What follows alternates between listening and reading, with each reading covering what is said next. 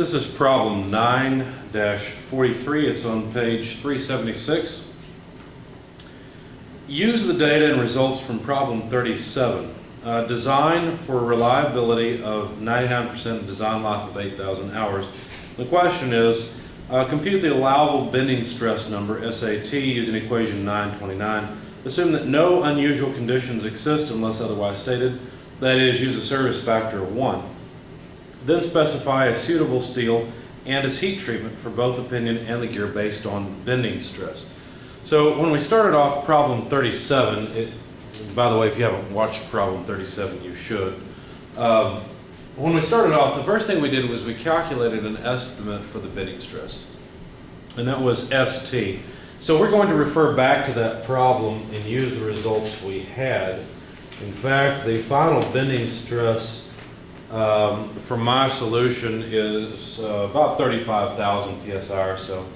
Now, as I recall, since we moved from the 4th to the 5th edition, the final modifying factor, which was the velocity factor, changed slightly because the quality numbers in the 5th edition use the new AGMA standard instead of the old AGMA standard.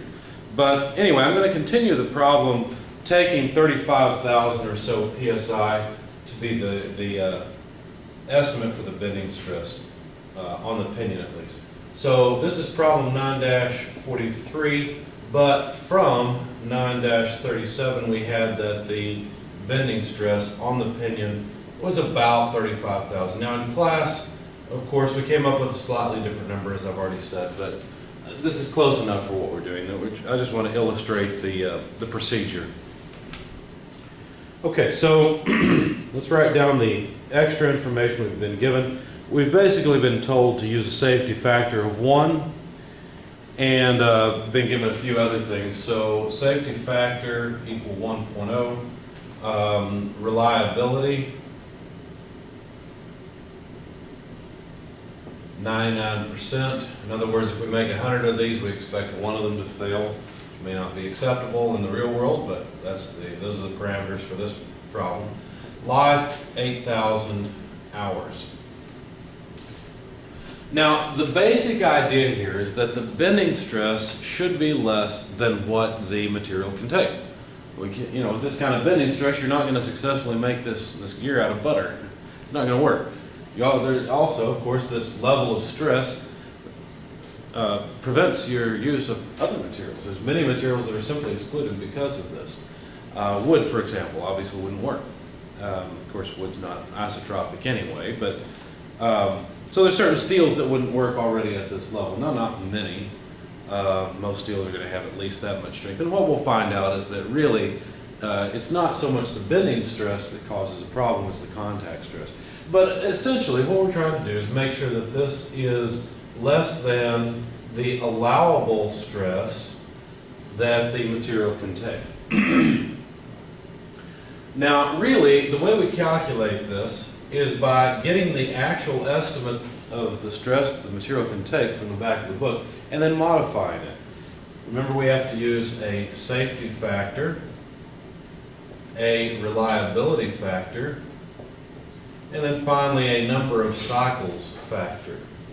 So you want to derate the material the more cycles the material of the gear is going to see. You want to derate the material strength based on the reliability. So at higher reliability, this reliability factor will go down, which derates the strength.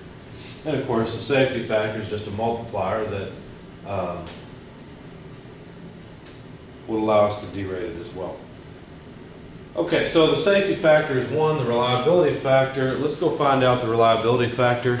If you haven't opened your book yet, you should. And we'll find the page quickly that gives us the reliability factors.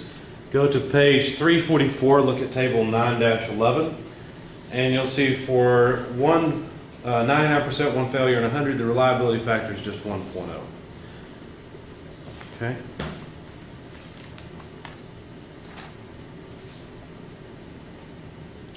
And I've messed up here. I haven't explained this well. Basically, what we're going to do is modify the material strength that we find Let me try again. Let me do it this way. Really, this should be less than SAT prime, because it's SAT prime that is equal to SAT, where SAT is the material strength. I had ST before, I'm sorry, I messed that up. SAT multiplied by the number of cycles factor. So as the number of cycles goes up, this factor goes down, which does derate the strength. Divided by the safety factor and divided by the reliability factor. So that's better. So I think I said the wrong thing earlier too. As you want more and more cycles, then what you're going to have to do is get a higher and higher number here. Now, the higher the safety factor, the more you're derating this strength. And I was pointing to ST, so I apologize for the confusion there. Anyway, so all these factors, this cycle factor, the safety factor, the reliability factor, we can use those to modify the material strengths, but that's pretty inconvenient, because if you look in the back of your book, you'll find a bunch of numbers of material strengths for various materials. Now, it would be more convenient, instead of going to the back of the book, finding a steel and saying, I wonder if this would work, read off its strength, multiply by all these things, and then check to see if that result is still greater than 35,000. It'd be much more convenient to instead, since basically what we're doing here, let me get rid of this equality now. Since basically what we're doing here is saying that this has to be greater than ST, let's say, take the pinion for example. Well, then what we can do is simply invert and multiply all this. So move the factor over, and that's what I had done before, and then I forgot what I was doing and said the wrong things. So move this term to the other side, basically.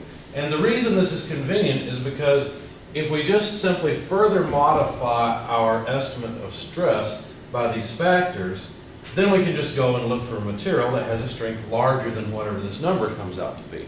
Now you have to be careful here, because remember we did a lot of work with the bending stress. We had a bunch of factors, an overload factor, an alignment factor, a velocity factor. We had all these things that modified the estimate of stress, and those are real things that modified the real estimate of stress. Okay, we were just overestimating the stress to take care of the fact that the gear teeth were coming around and acting like hammers on the mating gear teeth and hitting them, in the velocity factor, for example. But these factors, the safety factor, the reliability factor, and the number of cycles factor, really modify the material strength. They don't really modify the estimate of the stress in the material. We're just doing that mathematically for our convenience. Okay, so basically, we're going to take this and modify it further, but we're doing it more from a materials property standpoint rather than a loading standpoint. Okay. All right. So the safety factor we know is 1, the reliability factor, we just looked that up and found that it was 1. How about the life, or the number of cycles factor, Yn? Well, for that, there's a figure in the book that we have to go to. So go to page 347, and there are two figures here. There's an upper figure and a lower figure. Figure 922 is the upper figure.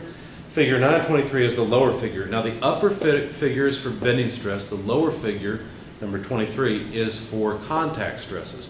We haven't gotten into contact stresses yet. We'll do that in the next two problems. But figure 922 is the figure we need to go to. I'll hold it up for the sake of the camera. So page 347, there are two figures. The upper figure is for bending stress. The lower figure is for contact stresses. So what we need to do is, on the x-axis is the number of load cycles. We'll have to figure that out.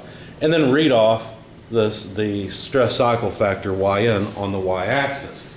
So we're going to get this number from this figure.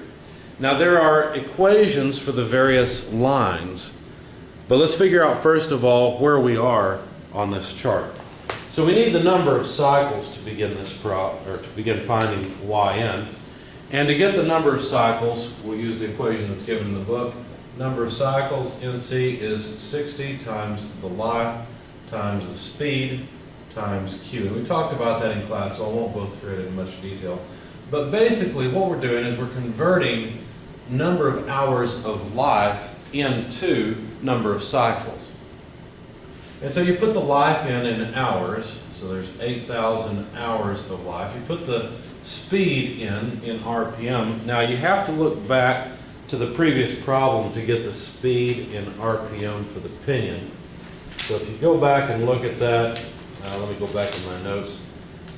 You'll find that the pinion is rotating at 1150 RPM. So this is just from problem number 37. Okay, so there's the speed. And then Q, it just is a number that quantifies the number of times that a tooth is engaged in transmitting load per revolution.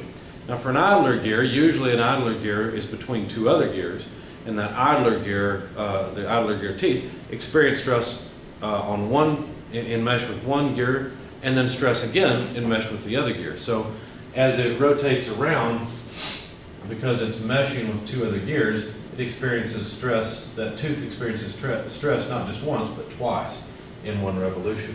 And so for that, Q would be equal to 2. But in our case, we just have a pinion and a gear with a single mesh. So the factor is 1. There's just one mesh per revolution. Now, of course, the 60 is a conversion factor to take care of the mismatch between hours and minutes. And we end up with the number of cycles in that the gear will see, the number of revolutions that it will see in its lifetime. So when I plugged all of this in, I found that this gear would experience 5.52 times 10 to the 8th cycles or meshes per tooth in its lifetime.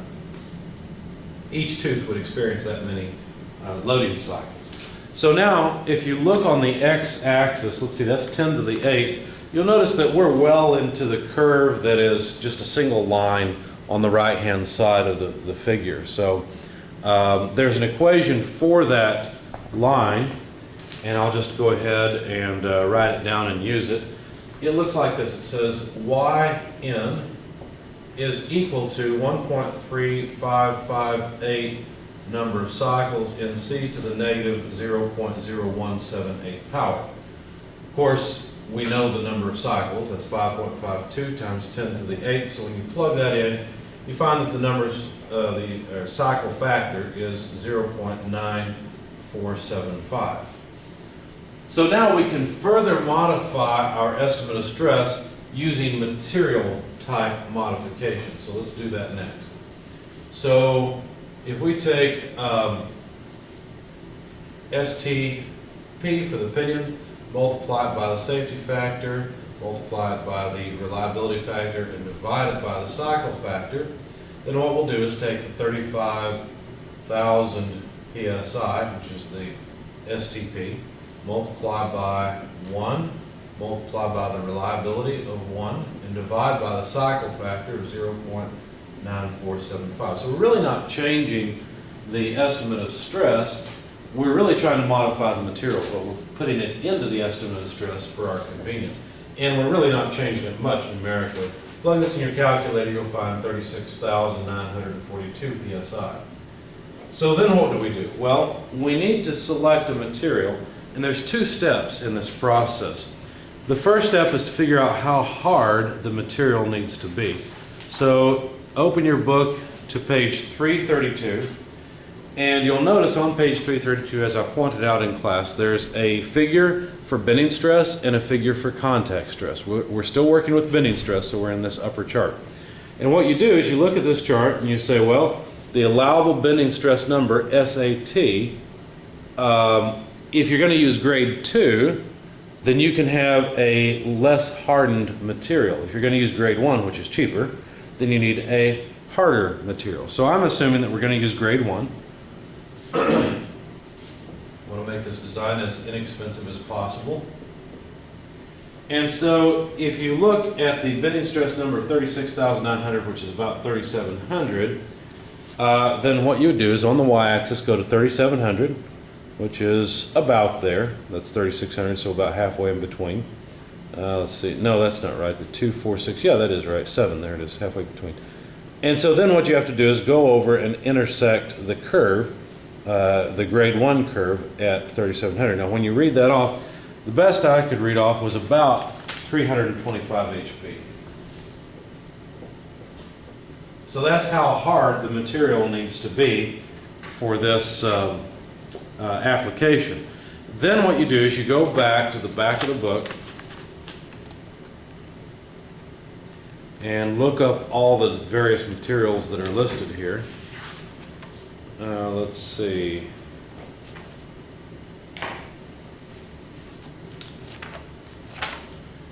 Here we go. I'm on page 725 and 726. It looks something like this. It's just a chart with material properties for various alloys and heat treatments of metals. And you'll notice that not only are there tensile and yield strengths here, but there's also Brinell hardness. Now this is the hardest that you can make these various alloys practically. So we need something that we can harden pretty well. So 325 is pretty high. And if you look at AISI 1340, you'll notice that oil quenched and tempered, that's OQT 1000, has a tensile strength of 144 KSI. It has a yield strength of 132 KSI, and you may wonder, well, which do I compare this to? I would compare it to the yield strength because I would not want the gear teeth to yield. If they yield, they're going to be out of position, and that's not good for a gear. So I would compare this to the yield strength. And obviously, OQT 1000 at 132,000 PSI has a much higher strength than this, and that's a good thing. But it's the first 1340 that can be hardened above 325 HB. This can be hardened to 363 HB. So this material, in theory, would work. So I would simply specify AISI 1340 OQT, which is oil quenched and tempered at 1000 degrees, as the material for both the pinion and the gear. Now, how come I can get away with just specifying that for both when all I've done is dealt with the pinion? Notice that's what this subscript P means. Well, remember, the loading in the pinion is always larger than the loading in the gear, and so all the calculations I have here would apply to the gear, except that I would get a lower number. So if I use this material for both the gear and the pinion, then the stress should be acceptable.